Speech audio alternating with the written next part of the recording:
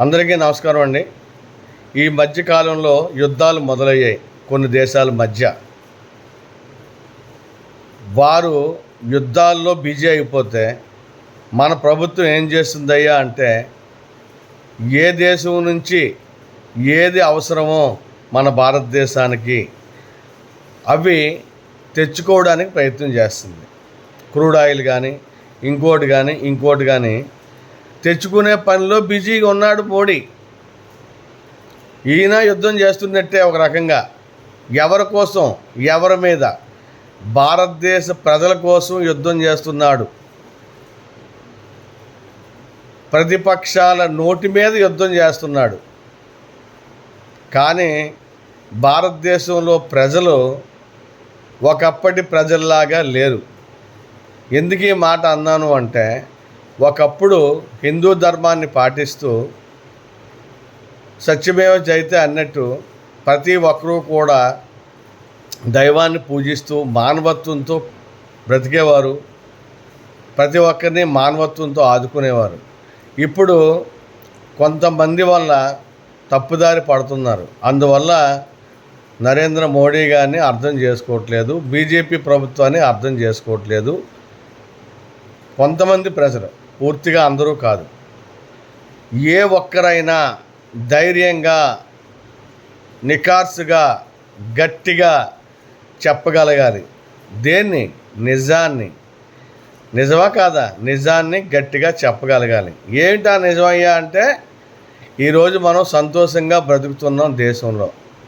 ఈరోజు అని ఎందుకన్నానంటే, ఈ యుద్ధం వచ్చిన తర్వాత మనం యుద్ధపు నీడలు మన మీద పడటం లేదు. పడకుండా అరిచేతుల్ని అడ్డం పెట్టి ఏ దేశం నుంచి ఏం కావాలో తెచ్చుకుంటున్నాడు మోడీ. ఈ మధ్యకాలంలో ఆంధ్రప్రదేశ్లోనే కాదు, కొన్ని రాష్ట్రాల్లో కొంతమంది గ్యాస్ బండ భుజాన్ని వేసుకొని గ్యాస్ లేదు అని తిరుగుతున్నారు. తక్షణమే గ్యాస్ని అందించండి, రేట్లు తగ్గించండి అని తిరుగుతున్నారు. నేను వాళ్ళని తిట్టడం లేదు, కానీ వాళ్ళ అజ్ఞానానికి బాధపడుతున్నాను. యుద్ధం జరుగుతుందిరా మొర్రో అంటే ఏదో గ్యాస్ పూర్తిగా ఇవ్వలేనట్టు, గ్యాస్ లేదు ఏంటి మాట్లాడుతున్నారు మీరు? అలా అంటే ప్రభుత్వాలు ఏం చేస్తున్నాయి? యుద్ధాలు అవుతున్నాయని తెలుసు కదా, గ్యాస్ నిల్వల్ని, పెట్రోల్ నిల్వల్ని, వీటన్నింటినీ ఎందుకు నిల్వ చేసుకోలేదు అంటారు కదా. Note this point your honour. ఇప్పుడు నేను ఒక మాట చెప్తాను. బంగారము వెండి పెరుగుతుందని అందరికీ తెలుసు కదా, ఎందుకు కొనుక్కోలేకపోయారు ప్రతి ఒక్కడు? దానికి ఒక మాట అంటారు, డబ్బు ఉండాలి కదా అని. Note this point your honour. పేదవాడు గ్రాము 10,000 రూపాయల లోపు ఉన్నప్పుడు కష్టపడి 2-3 గ్రాములు కొనుక్కోలేడా? వెండి ప్లేటో, గిన్నో, చెంబో కొనుక్కోలేడా? కొనుక్కోవచ్చు. కానీ ఎందుకు కొనలేదంటే ముందు చూపు లేక. అలాగే భారతదేశానికి ముందు చూపు లేక కొనలేదని నేను అనటం లేదు. మేము ఎప్పుడైనా, ఎలా అయినా, ఎవడు ఎలా పోయినా మేము తేగలం అనే దమ్ము ధైర్యం ఉంది కాబట్టి తేలేదు. తెస్తున్నారు, వస్తున్నాయి, అవుతుంది. వర్షం పడేటప్పుడు ఎండ కావాలని కోరుకోవడం మూర్ఖత్వం.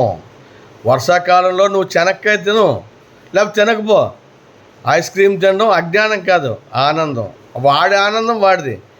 అలాగే ప్రధానమంత్రి మోడీ గారు, నేను తేగలను, ఏదైనా నా గవర్నమెంట్ నా ప్రజల కోసమే అని స్థిర నిశ్చయంగా ఉన్నారు కాబట్టి పని జరుగుతుంది. ఈరోజు నువ్వు మాంసం తెచ్చుకొని వండుకొని తింటున్నావు, సాయంత్రం అయ్యేసరికి గ్లాస్ కడుక్కొని మందు తాగుతున్నావు, ఉదయం అయ్యేసరికి పూలు పట్టుకెళ్ళి గుడికి వెళ్తున్నావు, పనిలోకి వెళ్ళాలంటే సైకిల్ మీద తిరుగుతున్నావు. ఎలా? How? Modi government, BJP government నోట్లు రద్దు చేసేటప్పుడు చాలామంది చాలా రకాలుగా మాట్లాడారు. ఏం వచ్చింది, ఏం మెరుగుపడింది అని చూడండి. దురంధర్ 1, 2 నోట్లు రద్దు ఎందువల్ల జరిగింది, ఎందువల్ల చేశారని పాకిస్తాన్ వాడికి వణుకు పుట్టించాడు నోట్లు రద్దు చేసి. సినిమా చూడు తెలుస్తుంది. ధురంధర్ 1, 2 చూడండి. ప్రతిపక్షాలు ఏం కూస్తున్నాయో తెలుసా? బీజేపీ గవర్నమెంట్ అంట ఆదిత్య ధర్కి పిలిచి సినిమా తీయని చెప్పారట. సినిమా తీయమని చెప్పి చూపించే గవర్నమెంట్లు వేరే ఉన్నాయి, మన ఆంధ్రప్రదేశ్లో ఉన్నాయి. వేరే పార్టీ మీద వేరే దాని మీద సినిమా తీయండి అని చెప్పేసి డబ్బులు పెట్టుబడే గవర్నమెంట్లు పార్టీలు మన ఆంధ్రప్రదేశ్లో ఉన్నాయి తప్ప సెంట్రల్లో లేవు. అది అర్థం చేసుకోండి. ప్రతి ఒక్కడు భారతీయుడే, ప్రతి ఒక్కడు హిందువే. తర్వాత కాలంలో ప్రతి ఒక్కడు హిందువుగానే ఉంటే చాలా సురక్షితంగా ఉంటుంది మన భారతదేశం. అలాగని మతాలు మారిపోయింది అందరూ వచ్చేయండి హిందువుల్లోకి అని నేను అన్నాను. భావజాలాన్ని మర్చిపోవద్దని చెప్తున్నాను. ఎడారోళ్ళు రాకముందు ముస్లిం లేడు, క్రిస్టియన్స్ రాకముందు, బ్రిటిష్ వాళ్ళు రాకముందు క్రిస్టియన్ లేడు ఈ భారతదేశంలో. ఇప్పుడు ఎక్కడి నుంచి వచ్చారయ్యా అంటే అందరికీ తెలుసు. కాంగ్రెస్ గవర్నమెంటు చరిత్రను దాచేసింది. 60-70 సంవత్సరాలు పాలించి చరిత్ర ఈ సోషల్ మీడియా వచ్చిన తర్వాత బయటకు వస్తుంది. మన వీళ్ళు ఎంతమంది ఉన్నారయ్యా? వాళ్ళ గురించి రాశారా? మనకెందుకయ్యా? షాజహాను, అక్బర్ వాళ్ళ గురించి, టిప్పు సుల్తాన్ వీళ్ళందరి గురించి మనకెందుకయ్యా?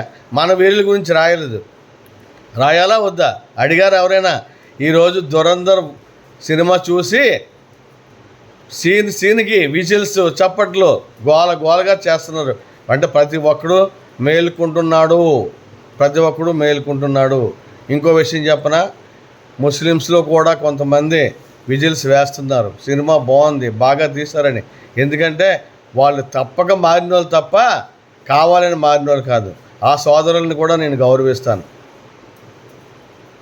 మన భారతదేశం మంది దేశం అంతే తప్ప ఇక్కడ పుట్టి ఇక్కడ పెరిగి ఎక్కడో ఉన్నోడిని మనం మసాజ్ చేయక్కర్లేదు, మాలిష్ చేయక్కర్లేదు. ఇరాన్ తోటి భారత్కి యుద్ధం వస్తే ఎవరికి సపోర్ట్ చేస్తామని కొంతమంది పొండాకూరలను అడిగితే మేము ఇరాన్కే సపోర్ట్ చేస్తామని చెప్తున్నారంట. ఎంత దౌర్భాగ్యం అండి. లేదు, 2029 బీజేపీ గవర్నమెంట్ సంపూర్ణ మెజారిటీతో గెలిచి కొన్ని నిర్ణయాలు తీసుకుంటుంది. ఆ ప్రతి నిర్ణయం కూడా భారతదేశ పౌరుడికి మంచే జరుగుతుంది. జై హింద్.